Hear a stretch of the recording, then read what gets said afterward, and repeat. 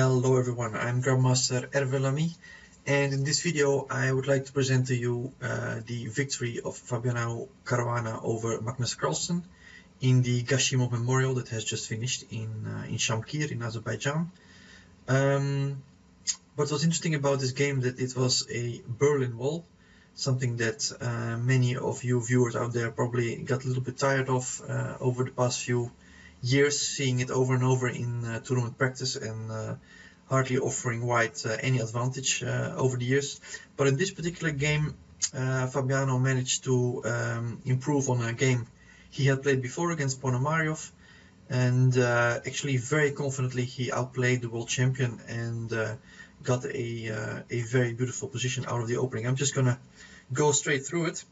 E4, E5, knight f3, knight c6, bishop b5, knight f6. As I said, Carlsen, he's been using this extensively over the years, most notably probably his games against Vishy Anand in the World Championship match, in which he definitely didn't experience any problems whatsoever. He was even pushing, as we all remember, in most of these games. Excuse me. The most critical move here is short castle, of course, and it's also the move that Caruana chose in this particular game. Also, d3 has been seen recently, but I doubt that such a modest move should be able to pose Black any problems at all. And after bishop c5, Black has been doing very well lately. You can, for example, find the game between Peter Sweetler and Vishy Anand in the candidates tournament in Khanty-Mansiysk, played just now. As I said, Caruana played short castle, which means that after knight takes e4, d4, knight d6, bishop takes e6, d takes c6, d takes c5, knight f5, queen takes d8, king takes d8. We have the infamous Berlin endgame. Hundreds of games. As we all know, it was Vladimir Kramnik who resurrected this line when he played Garry Kasparov for the World Championship title back in 2001. And ever since, it's been on the agenda in all the top tournaments. One finds this opening, and as I said in my introduction, probably many of you viewers out there got a little bit tired of it. Well, stick around, because in this particular game, Caruana will show the bright side of White's perspective here. He started off with h3, a logical move preparing the move g2, g4. Carlsen replied with h6. It should be noted that there are many plans here. They usually involve either keeping the king on either in the center with king e8, after which Black usually tries to bring out the rook to d8, or the other option being playing something like bishop d7, king c8, b6, king b7, which would connect the rooks. And this is a very natural way to play as well. I mean, there's really many setups possible, and also more or less all of them have proven to be completely fine for Black. It's an end game where in the long run, with those bishops, that's maybe a good thing to explain. Those bishops, of course, in the long run, they'll be proving very, very valuable.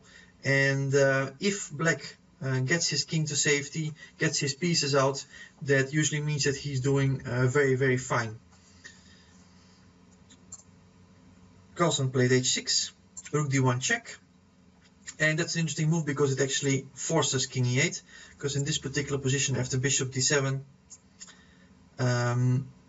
White has a tactical way of making use of the pin of the bishop, and it's actually a fairly typical way of making use of it.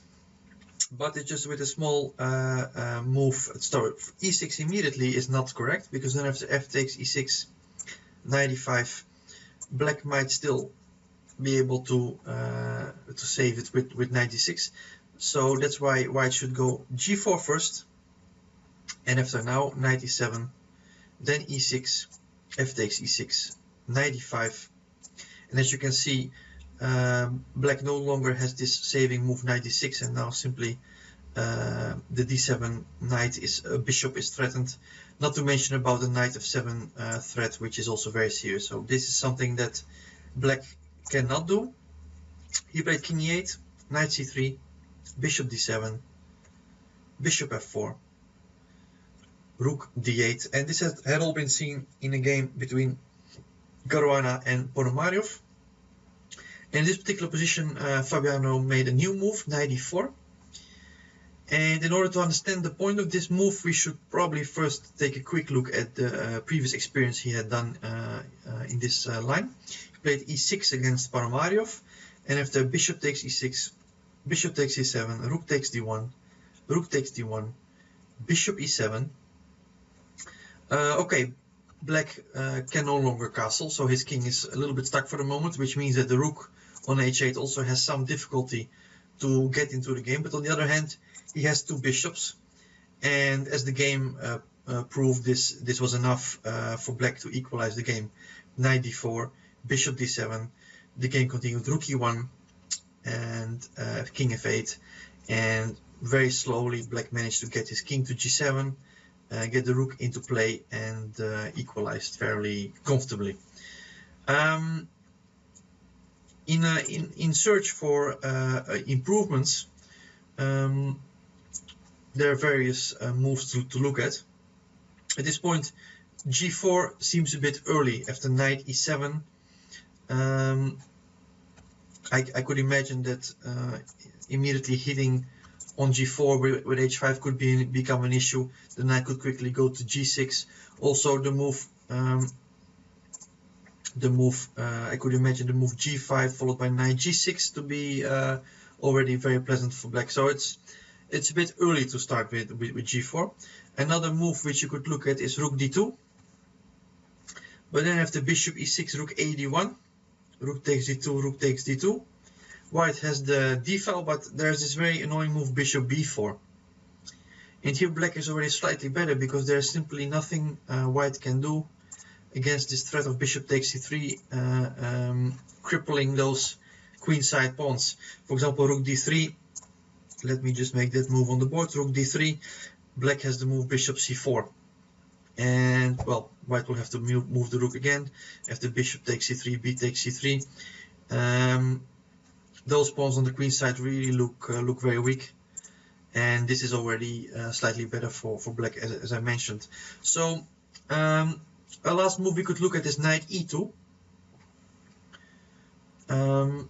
But here, very strong is, for example, g5.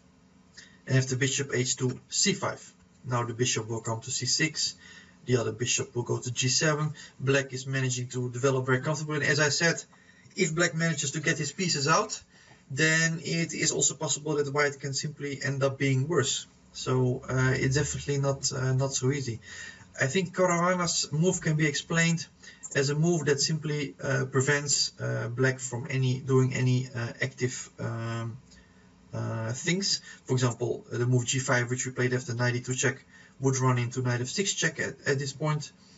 And so he's simply solidifying his position, also making space for the c-pawn to move to c4. That will be important later on, as we will see. So simply just restricting black's options. Bishop e7 is how Carlsen played, the typical move, preparing an exchange operation on e4, which happened actually immediately after g4, knight h4, knight takes h4, bishop takes h4.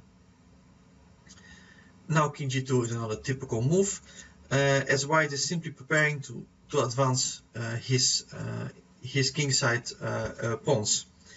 And king g2 is a very good move to prepare that advance. The king is very much useful when advancing those pawns.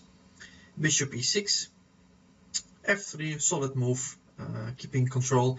Also preparing for an h5 move. The white is simply defending his pawn chain very comfortably. Nothing can happen. b6. And Caruana now made a small pawn move, but actually a very important one. He played the move b3. And when you play through a game like this, you could easily pass over such a moment without much thought. But this move b3 is actually very important, because if white were to play, let's say he passes, makes some move like bishop e2, then black would play the move c4, c5. And in this type of position, white would always like to be able to block those pawns with b3 and c4, so that black is not able to create any sort of counterplay on this wing. But now he's too late. For example, the move b3 would run into c4. And of course, exchanging would be a great improvement for black's position. He has gotten rid of his double c pawns, exchanged it for the b pawn. Now he's making these pawns weak, and he's ready to advance his queenside pawns. And now that queenside majority might be much more valuable than white's kingside majority.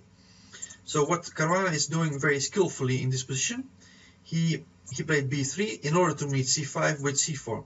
This is actually quite typical, but it's still good to explain the point behind this. So black is now fixed. I should make that red actually, because it's definitely not something that black should be happy with. His queenside pawns are fixed. He has an extra pawn, but he cannot do anything with it. And another very important point is that the bishop on e6 is well, looking at a wall of white pawns. He's looking both c4 and g4, and there's really very little scope and very little for him to do. And after rook d7, bishop g3, Caruana thought it was time to expel the bishop, and also he makes way for the f pawn. Bishop e7, rook takes d7. It was interesting also to play knight c3 in this particular position, wait with the exchange, because there's nothing black can do. And that's also a point I wanted to make, that I wanted to point out how easily actually Caruana got a position in which he is the one pushing, he's the one playing.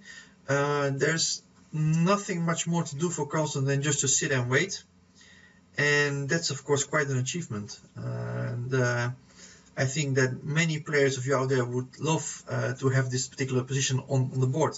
There's, as I said, a clear plan of pushing the pawn to f5. Also, the knight might jump to d5 at an appropriate moment, and very difficult for black to do anything here. Caruana thought it was the moment to take on d7, because he probably felt that after king takes d7, f4, g6, he has the strong move, very important, rook f1. And there's little black can do against f5, for example. If we move the king, let's actually make that move on the board. f5, g takes f5, g takes f5, bishop c8. I actually checked this position with the engine a little bit, because I was curious what it said, and the engine felt that it's not that clear. But looking from a human and perhaps also from an objective viewpoint, this does look very bad. Black's position is incredibly cramped. I could imagine a move like f6 being also very disturbing, because where is the bishop going? On f8 it has no squares, on d8 it's looking at pawns only. It looks really bad, and I can imagine that Carlsen had no intention of going for it. He took with the bishop on d7. Now Caruana played knight c3, king d8, and it's difficult to offer any advice at this point. Of course, Carlsen's move is very understandable. If given the chance, he would like to play king c8 and then bring his rook into play. Perhaps also perhaps he would do so, playing king c8, bishop d8, and rook e8, for example. That would be a reasonable way to regroup his pieces. But in any case, it's just a sit and wait game at this point for him. Knight d5 was played by Caruana, stopping the move king c8, because that would lose the bishop naturally. So rook e8, rook d1, another very strong move. White already had the move knight takes c7 at this point. The point being king takes c7, e6 is a little discovered check. But after bishop d6, bishop d6, bishop takes d6, king takes d6, e takes d7, king takes d7, it would be merely an exchange. And of course, this is not what white is hoping for from that position. But with his last move, he has actually turned the move knight takes c7 in a serious threat, and we will soon see why, because at this point Carlsen blundered with king c8, completely missing white's reply, which we will look at in a moment. But let's see what would have happened if black would have played c6. Now knight takes e7 was the move, rook takes e7 and f4. Very often you will probably hear people saying that opposite color bishops are often drawn, and that is true. But in this particular case, there are also rooks on the board, and the rooks, they change the whole evaluation of the position. Another very important point is that the bishop on d7 is incredibly bad. Though that pawn move that black was forced to make, c7, c6, also prevented the black bishop from entering the play. Here he has no scope because he's still looking at white's pawns. On c6 he cannot simply enter the game, and this is a big problem. White, on the other hand, has a very clear plan. The pawn is going to f5, and white will simply slowly start to improve his position, start pushing his pawns forward. And positions without counterplay, they are incredibly difficult. We can have a look, just make a few moves in this position. King e8. Now bishop h4 is interesting. And I gave just a nice simple variation. g5. Interesting would be simply to ignore this move altogether and go bishop g3. I think this is also fine. But white is also perfectly able to take. Bishop f6. And after rook e6, g5, I liked this particular variation. Rook king e3, king f4, rook takes e3, king e5, simply entering on d6. And it shows again how important activity is even in the endgame. When the king is entering on d6 and on c7, which black will almost be impossible to stop for black, I think, then the black king is simply in a sort of mating web. And even being a pawn down, such active forces can be a huge problem. So in any case, Carlsen was already in big trouble after c6. I mean, in this particular position, I would, in computer language, you would probably call it +1 or something like that. It's really a huge advantage, and I'm sure Caruana would have known how to proceed with such a beautiful position. King c8 is what Carlsen played. Of course, this runs into knight takes c7. King takes c7 would now run into e6 check. And this saving move, bishop d6, of course, is no longer possible here because we simply take with the rook on d1, protecting that bishop. So Carlsen, yeah, made the rather sad move, rook d8, and after knight d5 back, now white is simply a pawn up, and yeah, rook e8, bishop e1, and now it's simply a technical mop-up job. And actually, Caruana, seen him play many Catalans, many technical positions. I have seen him win many beautiful technical games, and his technique is really excellent. And we will also see this in this game. He is combining fantastic calculation with a very good technical approach. Bishop takes b5, knight e3, rook e6, f4, pawns are marching forward, rook a6, rook d2, giving no counterplay, of course, on a2, h5, g takes h5, g takes h5, knight f5. This is what I meant with calculation. He is immediately there when there is something to grab. Rook g6, king h2, bishop c6, creating a small threat on, well, actually not even a threat, but perhaps for the future he wants to create some kind of fake counterplay, I would call it. Knight d6 check was played, king b8, f5. It's interesting, these guys, even in very bad positions, they always keep finding tricks. And in this position, instead of f5, knight takes f7 looked very interesting. But then black has the very strong reply, bishop h4. The point being that after f5, rook g7, knight d8, let's say, suddenly there is a perpetual check. Because white is forced to go king h2, as king f1 would even be losing to bishop b5 check. Suddenly those bishops are doing incredibly good job attacking the king, and the king doesn't have any squares suddenly anymore.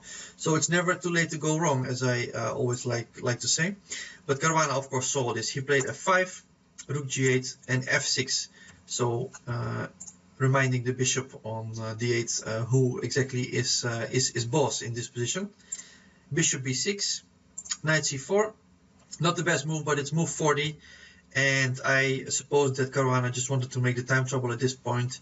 And after rook e8, knight d6, he repeated once before taking on f7. And of course on move 42, taking on f7, so he got the extra hour after the time trouble. And that gave him the time to calculate the consequences of the move c5, c4. As I said, these guys, they always keep finding ways of prolonging the game. Bishop g1 mate would be an embarrassing mistake, embarrassing move to overlook. He didn't, fortunately. He played h4, giving the king a little square on h3.